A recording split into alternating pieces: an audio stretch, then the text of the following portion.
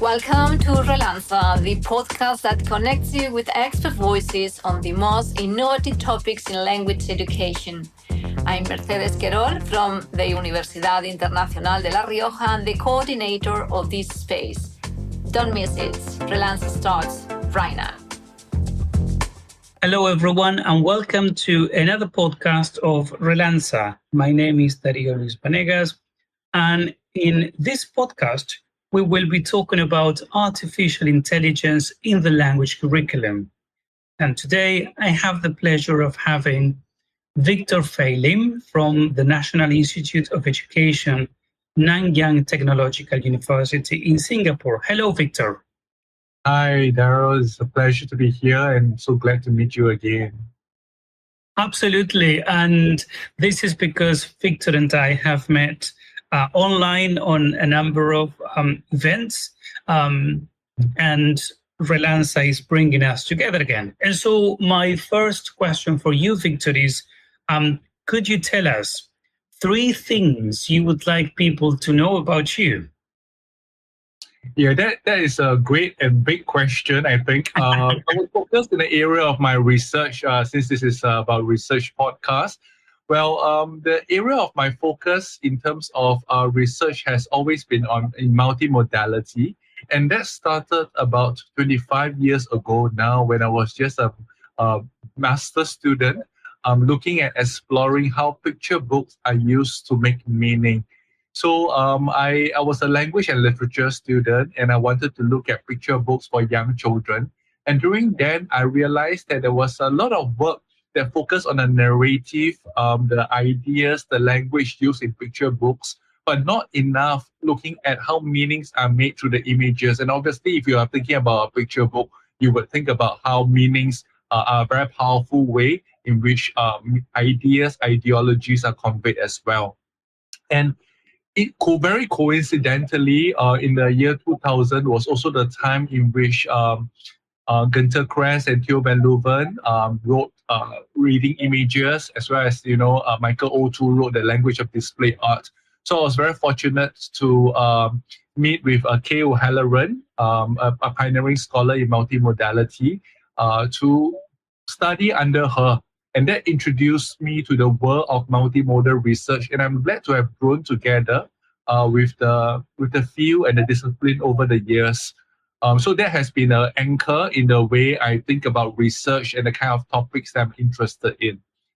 But the second thing about my research and about me, in a sense, was that I started my career as a teacher, teaching advanced English in a senior high school. And as such, I've always been very interested in the pedagogical practices in the classroom and how research is able to impact the way we teach and students learn. So I guess my experience as a teacher shaped the kind of research that I'm interested in, and that is the impact of research practices in the classroom to improve teaching and learning. And maybe the final thing that I would like to share that has again shaped the way I do research is my experience in the Ministry of Education. So after my PhD, I spent 7 years in the Singapore Ministry of Education, involved in policy work, looking at the EdTech Master Plan in Singapore. And again, my time in the Ministry of Education has shaped the conviction that research must be applicable in the classroom into education. So I'm very interested in research that can inform both policy and practice. And I guess that makes up who I am as a researcher in the field of multimodality, if you like. So, yep. In a sense, that's how my background inform and influence the way I look at research. Thank you, Victor. And I find a lot of connections there between your interests and Relanza, because what we want to achieve with this podcast series is exactly that, the merging of practice and research by looking at, what happens in day-to-day practices. And that brings me to my next question for you. So, we will be talking about artificial intelligence in this podcast. But traditionally, language curricula have focused on human language production and comprehension. However, as we now know, with the advent of tools like machine translation and AI, writing assistants, do we now need, what do you think, do we now need to reconsider what it truly means to know a language? Because now we are not talking just about human language production and comprehension, but machine language production and comprehension. Yes, I think it's a very deeply fundamental question that we all need to be thinking about. Dairo, I'm not really a researcher in computer science or in AI. I position myself more as a language and literacy researcher. And what I recognize, though, is that the AI, especially in the last few years, the development in Gen AI, is indeed a game changer, and it offers a way for us to rethink a lot of the fundamentals, a lot of the assumptions that we have about teaching, learning, communication, meaning making. When the internet first became popular, one of the things that we recognized was that it allows us to make multimodal meaning more easily. So Microsoft software such as PowerPoint allow us to design slides to communicate our ideas beyond just words alone. Now with Gen AI today, you can see how people are able to produce very professional looking images, even videos. And in a sense, we are really very much empowered to make meanings in very sophisticated ways beyond what we were able to do. I like what Bill Cobb and Mary Talantis described in their article about the use of Gen AI. They say we are almost like cyborgs nowadays, where a lot of our capabilities to express ideas and meanings are now enhanced with the tools that are now made available to us. And we often do that as we communicate. I think one of the challenges in relation to the question that you asked is really about what we have been privileging for a long time in language and literacy education.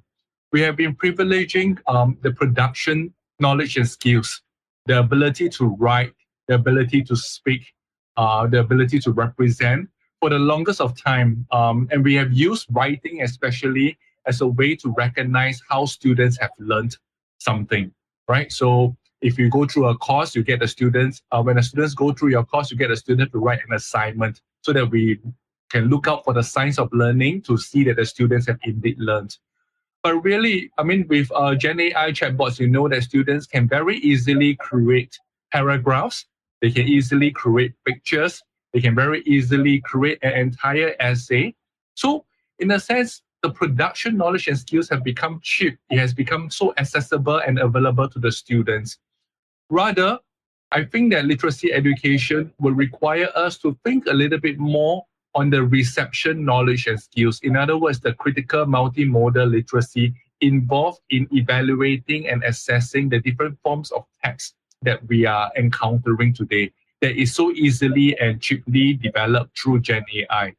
So I think that will be one key implication in terms of literacy education, where we have a turn towards refocusing on that critical multimodal literacy, the ability to evaluate, analyze, and make sense of the myriad of texts that many of them are developed through Gen AI.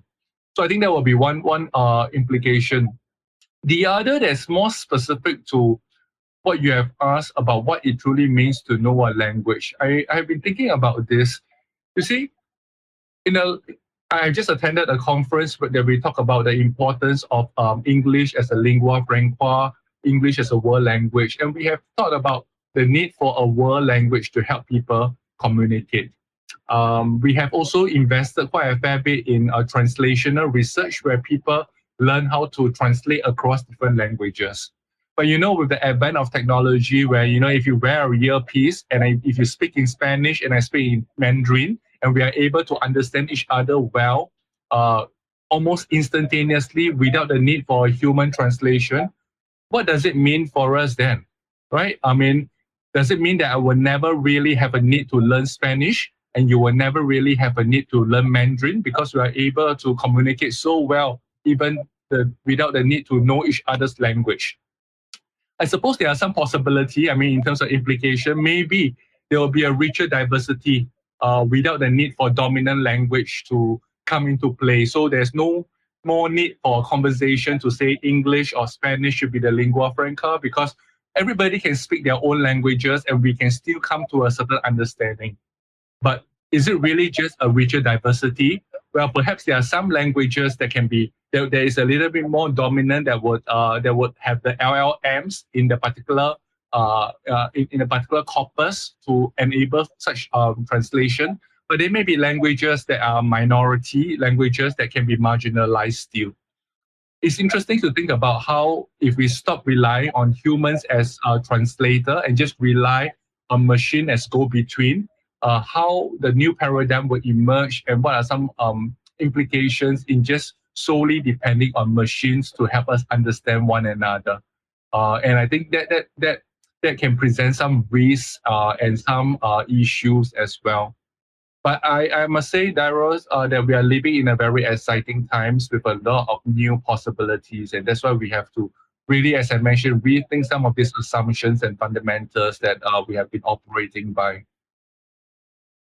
Yeah, absolutely, Victor. And it is true that, excuse me, that people might wonder, oh, do we really need to learn another language? Because then, AI can help us understand and communicate with other people. But then, as you said, this brings consequences. And perhaps this is a great opportunity for me to ask my next question, which is about the potential risks that you have hinted already. What are the potential risks of over-reliance on AI tools in language education in particular, and how can curricula mitigate these risks? Yeah, you're right. I mean, in a sense, when we start trusting and relying on AI for our communication, for us to understand each other, there is obviously an inherent risk that is a part of it. There's a lot of efficiency for sure, but there's inherent risk because we are open, therefore, to manipulation through the algorithm. Because when we are not sensitive to the nuances of certain ideas and certain words, and if I speak in Mandarin and you speak in Spanish, and we think that we are hearing the translation offered by AI in a particular way, I think we become very susceptible to manipulation. And that is with regard to just in the case of a human-machine translation. But overall, I would say that the risk that Gen AI presents, I look at some young people today that is using AI for their assignments, for their homework, for their learning. There is a very real risk that we become lazy and stop thinking for ourselves. And that becomes an issue. I've also seen colleagues who are exploring very bold use of Gen AI, where Gen AI is used as a sparring partner, not just for learning issues, but also for counseling, as a counseling or therapy partner, right? So they have life problems, they have life challenges, they have had a hard day, and they use Gen AI as a conversational partner to talk through some of their issues as a way to get a different perspective, very much like how you would talk to a friend at the end of a long day. And while it can be therapeutic and it can be maybe comforting to some extent, but we also subject ourselves to that manipulation of certain perspective and ideas that can be embedded within the algorithms. So I think that is one real implication, that we become lazy, we become over-reliant on Gen AI, we stop thinking for ourselves, and we become open and susceptible to some of this manipulation through the algorithm that has been pre-programmed. And it's very insidious. I mean, it may make sense to you at the beginning, but eventually it can influence you in very specific ways. In the teaching and learning context, another possible risk that I see is that there is a widening of a divide, not just the digital divide. I mean, we talk about digital divide, those who have AI access and those who don't have. I think that is for sure. I mean, if you are still struggling with basic access to infrastructure and the use of AI, certainly you'll be left behind. But I'm also interested in the cognitive divide that can happen, because we know that amongst all of the students who have access to AI, some would use it very well, and some will just use it very badly. What is a bad way that you use AI? Well, you use AI to copy and paste to get answers, right? And you use AI to do your own assignment. But there are people who are very skillful in using AI to challenge their own thinking, to get different perspectives, to generate a more robust, more profound response to the assignment. And these students are using AI well. And I feel that if we have too many students that continue to use AI badly, it will widen the cognitive divide. And later on, I can share with you a project that we did in Singapore to look at how students of different abilities are using AI, and how when you are able to use AI well, it can actually help to improve your essay. But if you use AI badly, well, it's not going to help you learn very, very much.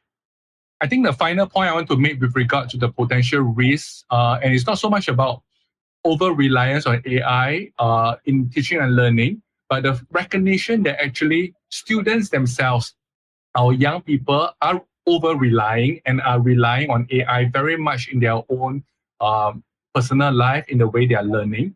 And if schools, if educators, if education researchers don't think and don't engage enough with Gen AI tools, and we don't change the way we teach, the way we help students to learn, and we don't change our assessment, I think we will have real negative implications.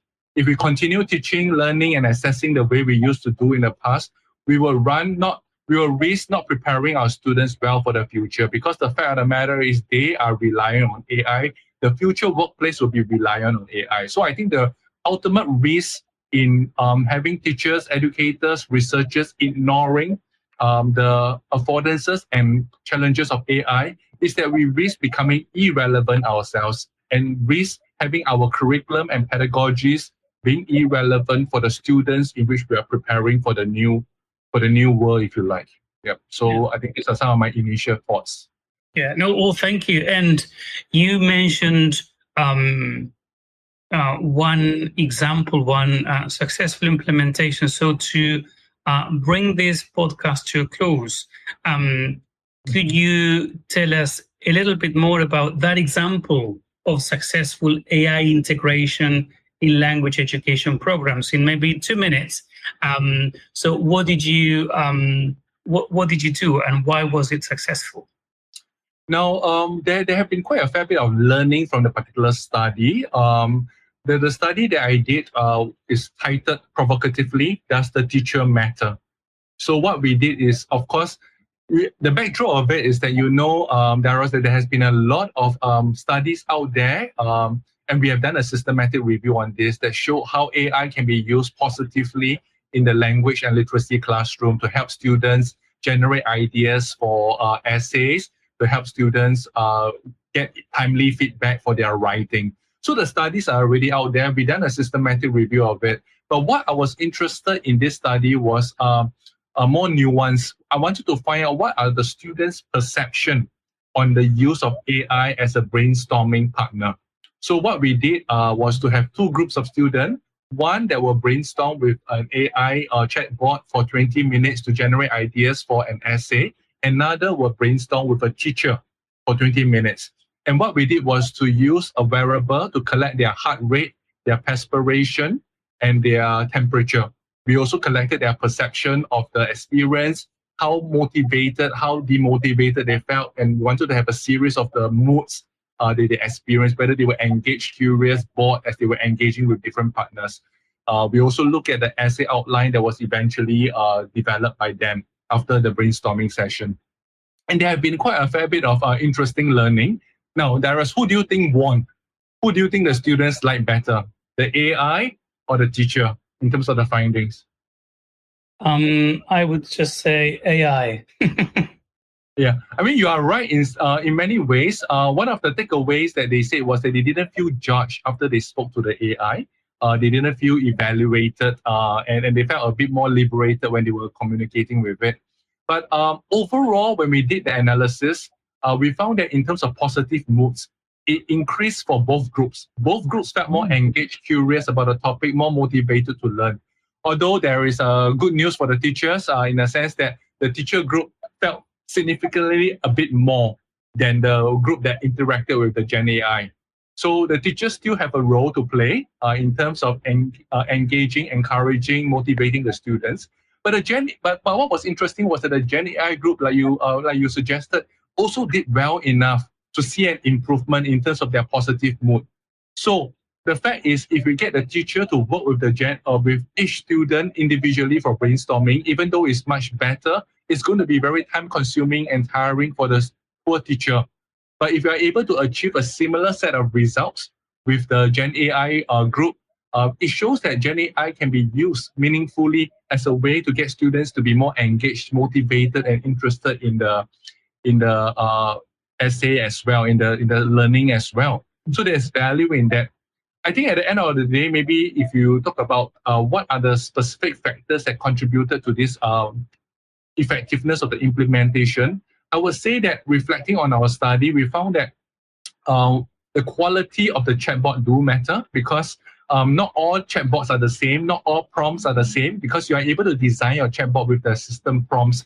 So if you are able to have a better system prompt, a longer system prompt that can have a more effective chatbot, I think that will lead to a better interaction and learning for the students. So that does matter. The second, of course, is that there have been a few studies out there that talk about the danger in the use of chatbots and how that can lead to cognitive decline among students. But I think one thing we need to recognize is that there are different ways of using chatbots. There are some chatbots interaction that can be productive in terms of getting ideas, getting insights into specific issues. But there are some chatbots that can be used very badly, just getting students to cut and paste responses. So it depends on how students themselves are using the chatbot that will really matter.